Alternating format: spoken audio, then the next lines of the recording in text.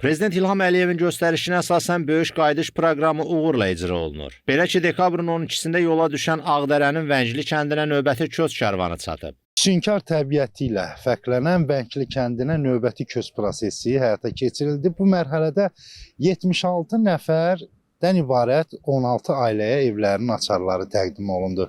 Demək olar ki, bu köçdə də iştirak edən soydaşlarımız ölkənin müxtəlif ərazilərində, yataqxanalarda və digər ictimai binalarda ağır şəraitdə yaşayan sakinlər olublar. Açarların təqdim etmə mərasimindən öncə ümummilli lider Heydər Əliyevin xatirəsi bir dəqiqəlik sükutla yad edilib. Sonra tədbirdə çıxış edən Xankəndi şəhərində, Ağdərə və Xocalı rayonlarında bərpa, tikinti və idarəetmə xidmətinin nümayəndəsi sakinlərə kənddə bütün zəruri infrastrukturun tam şəkildə hazır olduğu və onların rahat yaşayışı üçün su, qaz, elektrik xəttləri, yüksək sürətli internet şəbəkəsinin çəkildiyi, yol infrastrukturunun yeniləndiyi barədə məlumat verilib. Qeyd edək ki, bu mərhələdə Vəngli kəndinə 76 nəfərdən ibarət 16 ailə köçürülüb. Dekabrın 12-sində yola düşən növbəti köç karvanlarından birinin ünvanı da Ağdərə rayonunun Həsənriz kəndi olub. Kəndə qayıdan sakinlərə mənzillərin açarlarını təqdim etmə mərasimində Xankəndi şəhərində, Ağdərə və Xocalı rayonlarında Azərbaycan Respublikası Prezidentinin xüsusi nümayəndəliyinin, qaçqınların və məcburi köçkünlərin işləri üzrə Dövlət Komitəsinin rəsmiləri iştirak ediblər. Çıxış edənlər doğma yurda qayıdan sakinləri təbrik edib, yaşayış məntəqələrində yaradılan şəraitlə bağlı ətraflı məlumat veriblər. Qeyd edək ki, bu mərhələdə Həsənriz kəndinə 16 ailədən ibarət 74 nəfər qayıdıb. Elgün Gəncimsoy, Fəxri Məmmədov, Layiq Qələndərli, APA TV, Ağdərə.